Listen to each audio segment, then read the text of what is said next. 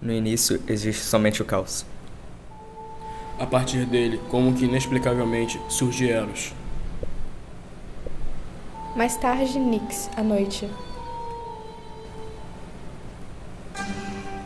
Erebo, a escuridão. Tártaro, as profundezas. E Gaia, a terra.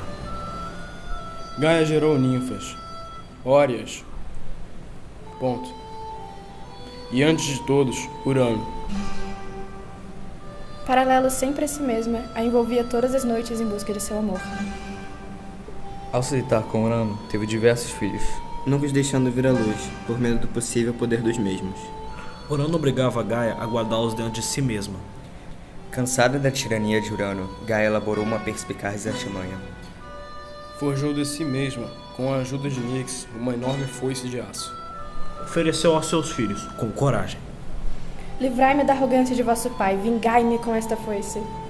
Apenas o jovem Cronos respondeu ao pedido de sua mãe, prometendo vingança. Ao cair da noite, Urano estende-se sobre Gaia. Neste momento, Cronos apunhala os genitais do pai. Cortando-os impiedosamente com sua foice. Em um grito de dor, Urano se separa de Gaia para sempre. Do sangue derramado em Gaia, surgem as Eríneas, as Melíades e os gigantes. O sêmen provido de suas genitais arremessadas ao mar faz-se de espuma, da qual surge a bela Afrodite. Cronos libertou seus irmãos das profundezas em que estavam presos e casou-se com Rhea, uma de suas irmãs. Alertado por uma premonição de seus pais, Cronos toma conhecimento de que um de seus filhos o subjugará com seu poder. Receoso de seu destino, Cronos passa a devorar seus próprios filhos e prende novamente seus poderosos irmãos Hecatônqueros e Cíclopes, previamente aprisionados por Urano. Quando Rhea, cansada e desolada pela perda contínua de seus filhos, se encontra no parto de Zeus, suplica a seus pais para que lhe ajudem a esconder esta única criança do impiedoso Cronos. Pede também ao pai que suas Eríneas encontrem a punição para o cruel titã. Gaia, portanto, esconde Zeus assim que Rhea concluiu o parto. Deu a criança rápida a Nyx, para que a levasse para longe de seu pai. Rhea ofereceu a Cronos uma pedra em volta de pano, a qual foi engolida sem hesitação pelo marido. Gaia educou e cuidou de Zeus em segredo, escondida em uma gruta na ilha de Creta. Quando cresceu, Zeus foi ao encontro do pai. Utilizando um disfarce para se aproximar de Cronos, convenceu a tomar um emético, que conseguiu com a ajuda de sua mãe. Cronos então vomitou a pedra que havia engolido, assim como os 5 irmãos de Zeus. Com o pai enfraquecido, Zeus libertou novamente seus tios paternos, que lhe agradeceram presenteando-lhe raios e trovões, além de forjar armaduras e armas para seus irmãos. Tal equipamento foi utilizado na Titanomaquia, guerra travada entre os titãs, liderados por Cronos, e os deuses olímpicos, liderados por Zeus. A guerra durou 10 anos e terminou com a vitória de Zeus e fim da supremacia de Cronos.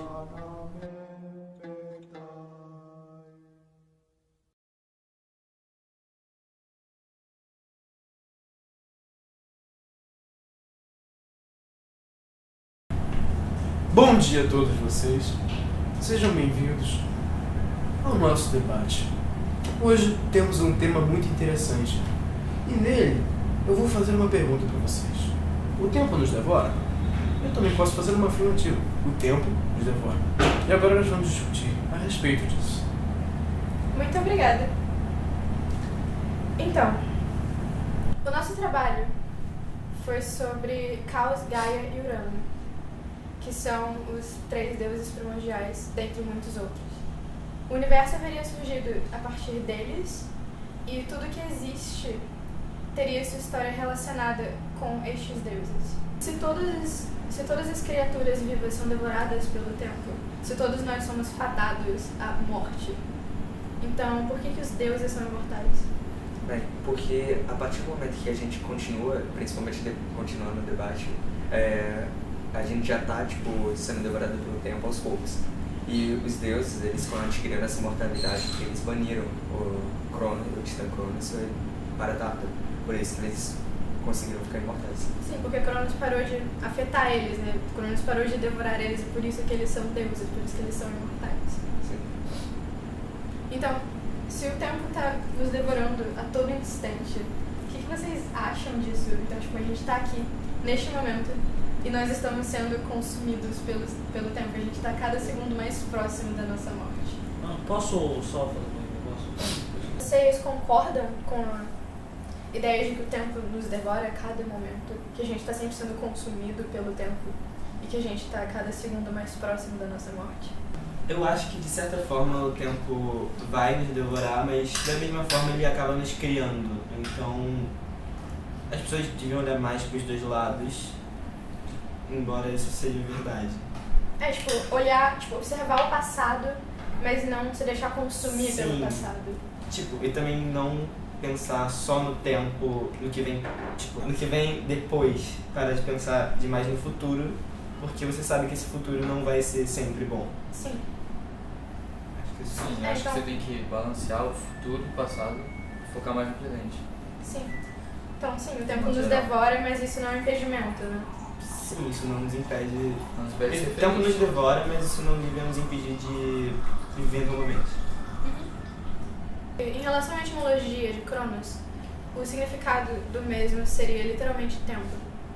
Porém, se a gente for analisar a etimologia de Saturno, que é o nome romano de Cronos, a gente, segundo o pensador Quintus Balbus, de mais ou menos 100 anos depois de Cristo, ele acreditava que Saturno se originava da palavra satis, do latim, que significa literalmente saturado. Então Cronos seria saturado de... Ao comer os seus filhos, ele se saturaria de sua vida. Portanto, Cronos estaria saturado de dias, saturado de anos, saturado de vida, de tempo. Caio, o que você acha da afirmação que o tempo nos devora, levando em consideração o mito? Eu concordo com a afirmação, mas pelo aspecto dos deuses, é muito simples, porque eles são imortais e isso, o tempo pra eles não existe, eles só vivem. E a gente aqui é tudo no prazo, um dia diferente. Sim, mas de acordo com o mito, o tempo só existe pra gente, não existe pra eles, porque Cronos meio que foi banido, né? Então, ia ser bem estranho se os deuses tivessem um tempo limitado. Acho que o que torna Deus um deus é porque ele é eterno, né? Deus não tem começo, meio ou fim, ele tá sempre lá. Nunca vai deixar de existir. Sim. Vinícius, o que você acha dessa afirmação? Eu acho que a ideia de Cronos sendo representando o tempo e sendo um titã de certa forma ruim, ela ainda existe. As pessoas sempre falam do tempo como se fosse algo que como se fosse algum problema ou coisa do tipo. Mas isso é algo que é natural. Por exemplo, Cronos, ele não se importava com devorar os filhos, ele deixava isso normal. Assim como o tempo faz com a gente. O tempo não tem sentimento, não tem pena. Ele só nos devora. Sim, e uma vida sem tempo, uma vida sem um final, Não faz sentido. não faz sentido. Assim como com Urano e Gaia, um prazer constante. Qual é a função de você estar constantemente sentindo prazer se você não tem um momento de não prazer pra pensar sobre o que aquilo é, sabe? Por que aquilo é bom? O que torna as coisas boas de verdade? Sim, o que torna as coisas boas seria um contraste. Se Sim. você só vive felicidade, pra você isso vai ser normal. Não existe felicidade se você não sabe o que é não estar feliz. Exatamente. Bom, eu de certa forma concordo, porque eu acho que na vida nós sempre temos um caminho, entre aspas, a percorrer. E que conforme nós vamos trilhando, o caminho vai ficando mais estreito e a gente começa a poder ver o final. E eu acho que esse caminho pode representar o tempo de vida que a gente tem. Eu acho que o tempo realmente nos devora, mas assim como já foi dito anteriormente, isso não é uma coisa ruim. Apesar do final ser muito assustador e da gente ter muito medo do que vai acontecer, o final é o que dá sentido à nossa vida. O fato de a gente ter um fim à nossa jornada é o que torna essa jornada significante. Estamos só nos devorando. Bora. O tempo está nos devorando. Mas o que vocês acham? Não, na real, o que vocês acham disso? isso não dá um certo desespero, porque, cara, isso me dá muito desespero. Sim, isso... Eu vejo o tempo passando e fico tipo, cara, o tempo passa muito rápido, eu não tô acostumada com isso. Sim, Só mas tem um monte de coisa que a gente podia ter feito, não fez. Exatamente. Tipo... Mas e se a questão é não fazer? É como ela disse, se você fizer tudo toda hora. Não, peraí, calma. Toda hora, né? É, se você fizer de tudo, né? Eu acho que a falta de você não fazer, o fato de você não ter. É o que torna o fazer realmente importante. Sim, né? sim. Voltando à ideia principal, que é o tempo nos devora, eu não concordo com isso. Eu acho que, basicamente, isso pode até dar uma ideia pra você. Eu acho que os gregos não estão errados, mas também não estão certos. A gente não está sendo devorado. O tempo acaba, mas eu pego mais a ideia do Parmênides. É que você sempre mantém que a gente mantém a essência. A nossa essência é a única coisa que é eterna e perfeita. É a única coisa eterna e perfeita que eu vejo. Eu até posso ter uma opinião meio duvidosa, porque eu acho que na minha opinião não dá pra levar muito em consideração coisas que foram faladas e escritas há mais de 1000 anos atrás, décadas. No caso eu super discordo com você nesse aspecto. Sim. Eu também. Porque, como você disse, algumas coisas se mantêm, algumas Exatamente. coisas ficam para E sempre. essa essência desse trabalho mesmo. Quer dizer, tudo é contestável, então é claro que dá pra você dizer, Sim. eu discordo disso, eu não acho que eu tenho uma opinião um pouco... isso que foi desenvolvido há tanto tempo ainda vale, mas não dá pra dizer que não dá pra considerar uma opinião por causa... Eu acho... Porque ela é muito antiga. Eu acho que a vida é basicamente um momento. Se você não conseguir... Cada vida tem um momento. Então, se você não conseguir pegar esse momento, você não vai saber o sentido da vida. Possivelmente teve vários outros sentidos da vida. Por exemplo, o sentido... A gente não vai saber o sentido a gente vai saber o nosso sentido da nossa vida. Podemos não saber, mas nós sabemos. Nós não sabemos. Sim, isso tá meio que ali, né? Tá é o que nos ali, mantém vivos. Sim.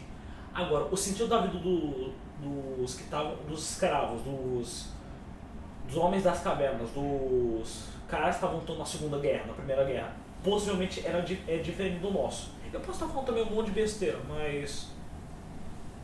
Continua sendo importante. Assim. Qualquer besteira é importante. Porque, como é filosofia, Sim. tudo pode ser falado, tudo Sim, pode ser claro. debatido. Desde que você tenha algo para proteger o seu... Desde que você tenha algum argumento para proteger a sua afirmação, tudo ainda vale. Sim, até porque não contestável é contra todo o princípio da filosofia, de que tudo é contestável, tudo você pode colocar uma pergunta, levantar uma questão. É por isso que eu acho que eu não me encaixo muito em filosofia, eu acho que eu me encaixo mais em sociologia, porque eu quero não só como você procura respostas. Sim, eu não procuro respostas, eu não procuro mais perguntas. Para mim, perguntas só servem para complicar, só complicam mais as coisas. Você gostaria de falar alguma coisa, Cláudio? Tipo, eu acho que a nossa essência eterna tá na nossa história, porque ela é a única coisa que não se decompõe, junto com nossos ossos e... Dudu, telefone. Transição. A coisa do corte, né? Não. Eu me teletransportei. Todos nós. Eu me transportei. Edição. Edição. A mágica. A gente vai colocar isso no trabalho final, tá? Só tô falando. Nossa. Cadê a A TV? gente Gente. sério. Então, eu acho que essa ideia do medo do tempo, ela está relacionada a uma ideia que a gente tem que o tempo está sempre relacionado ao futuro, e o ser humano tem muito medo do futuro porque como um ser sempre pesquisador, se eu posso dizer assim, a gente sempre procura uma resposta para tudo. E no futuro a gente não sabe ainda o que vai acontecer, a gente não tem as respostas. O medo do desconhecido, né? O medo do tempo se resume a isso. Se resume ao não saber. Eu acho interessante como o ser humano é o único que tem o medo do tempo. O único que tem o medo do futuro, o único que sente o medo do desconhecido. A tal ponto que a gente criou uma cultura tão grande de ideias e de pensamentos para tentar explicar isso, para tentar diminuir um pouco o nosso medo do desconhecido.